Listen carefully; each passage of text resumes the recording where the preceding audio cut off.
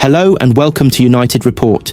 This is your home for all the latest Manchester United news, match updates, transfer stories, and in-depth analysis. Stay connected and never miss a moment. Subscribe now to stay ahead with everything happening at Old Trafford. Manchester United are ready to hand Bryan and Mbeumo a staggering five-fold pay rise as they push to land the Brentford star this summer. The Red Devils have already agreed to meet the Cameroon forward's mega wage demands, but Brentford are playing hardball. Their initial £55 million bid, including add-ons, was knocked back, with the Bees holding firm for a £60 million fee. Mbeumo, who delivered a career-best 20 goals and 7 assists last season, is entering the final year of his contract, and Brentford know now is the time to cash in.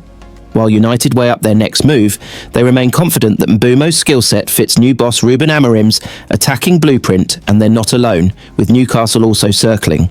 But at Old Trafford, the message is clear. Mbeumo is wanted, and the money is there. Manchester United are prepared to meet Bryan and Mbeumo's mega wage demands if they are able to agree on a fee with Brentford, who rejected the opening offer from the Red Devils. The Bees are holding out for £60 million and have turned down the opening package, which added up to £45 million to £45, of which was up front with the extras in bonuses. One issue that has been finalised is United's willingness to pay Mbeumo's salary demands. Those at Old Trafford are prepared to stump up a huge salary to get the Cameroon international to the club, which would see the player earn 5 times his current wage of £50k a week. United have previously made huge blunders when agreeing to pay players mammoth salaries, but that doesn't seem to have put them off. Interest in Mbeumo comes after he delivered his most prolific season to date. He played in every Premier League match, which saw him come up with 20 goals and 7 assists, and Brentford believe this summer is the right time to cash in.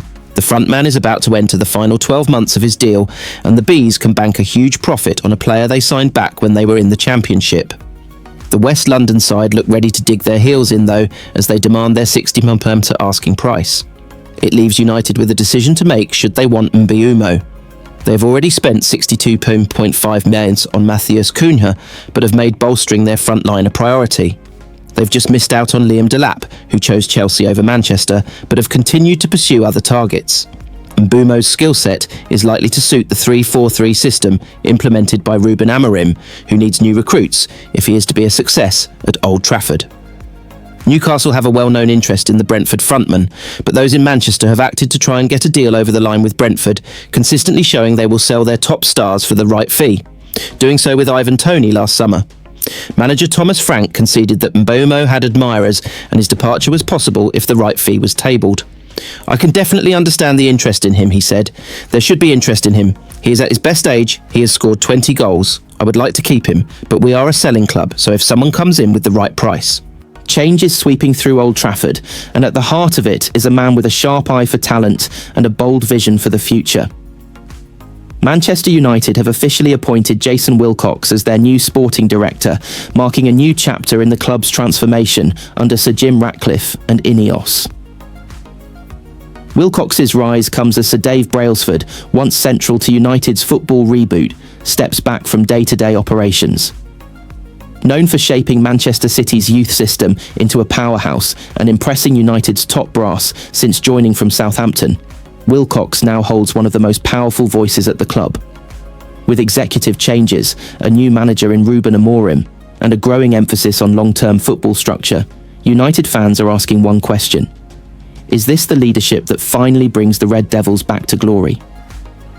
Manchester United have appointed Jason Wilcox as their new sporting director, after it emerged that Sir Dave Brailsford would be stepping back from his duties. The Red Devils had been without a sporting director since announcing the shock departure of Dan Ashworth in November.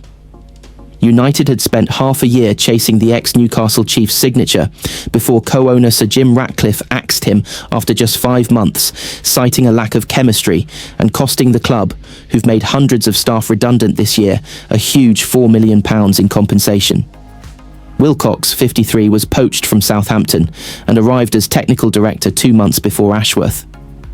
But now the former Manchester City Academy head has been given a new position, one with increased seniority after impressing Ratcliffe and senior Old Trafford figures, The Athletic report. Wilcox's promotion coincides with Brailsford's decision to step back.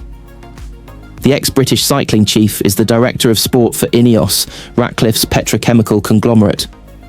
Brailsford has been a consistent presence since Ratcliffe purchased his initial stake in the club, which has now increased to 28.94%. It's one of several changes to United's hierarchy during Ratcliffe's 18-month tenure. In April, Ineos chief Jean-Claude Blanc stepped down from his position as a director of the club. A regular at matches home and away, Brailsford was involved in the appointments of chief executive Omar Barada and head coach Ruben Amorim. The 61-year-old carried out an audit of United's football operations and was across the £50 million refurbishment of their training ground. Carrington Brailsford even stepped down as Ineos Grenadiers team principal to focus on the footballing project. But he'd become less visible in recent weeks, choosing to spend more time in Monaco after becoming a father last year, and will have less of a presence going forward. Brailsford will remain on United's football club board alongside legendary manager Sir Alex Ferguson and former chief executive David Gill. Ratcliffe reportedly wants him to mentor cyclist Geraint Thomas, who's expected to be given a senior management position within the Grenadiers once he retires as a rider at the end of this season. Brailsford can also focus on Ineos' other sporting ventures. He was once influential at French side Nice, but United's failure to qualify for European football means that he can work closely with them again.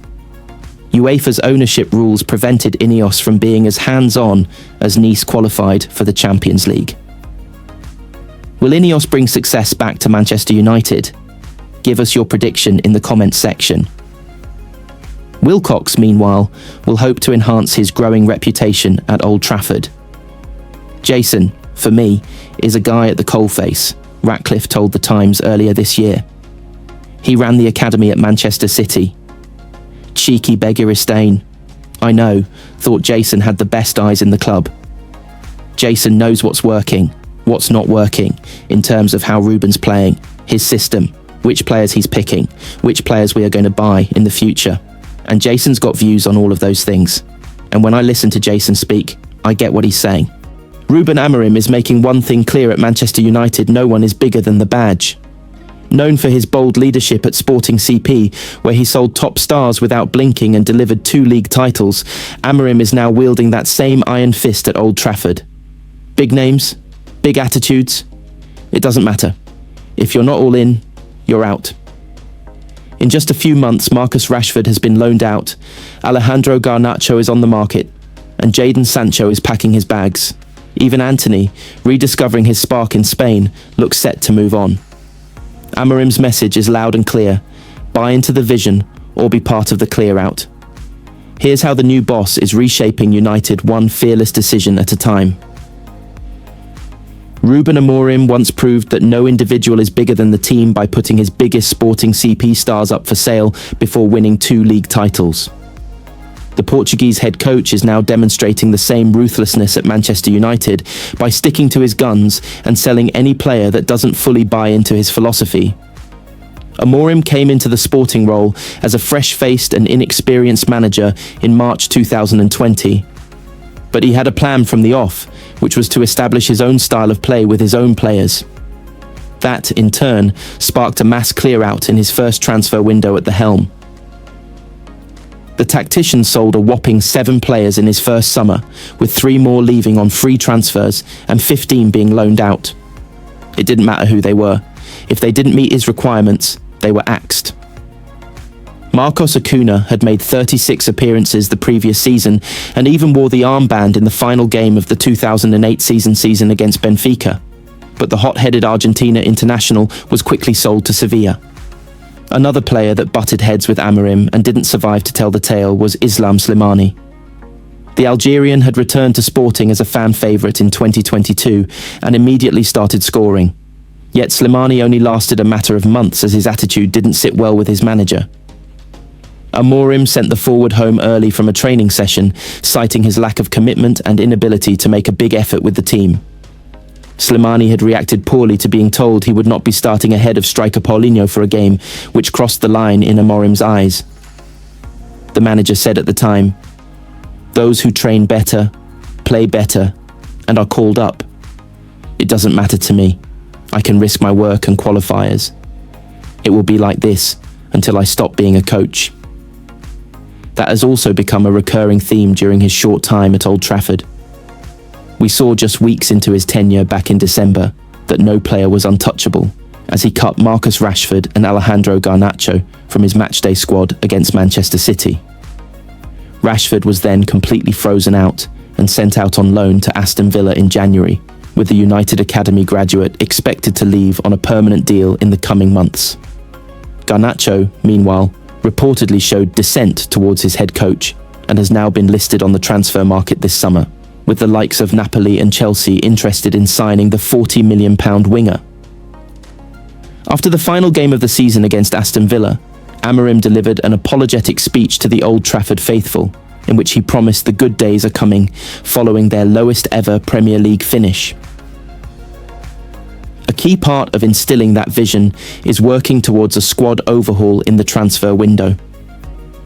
Like Rashford and Garnacho, Jadon Sancho is also expected to depart after Chelsea paid a £5 million penalty fee to send him back to United, having decided against signing him permanently.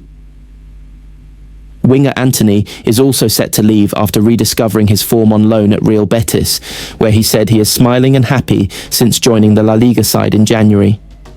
Many more are sure to follow him out of Carrington's doors.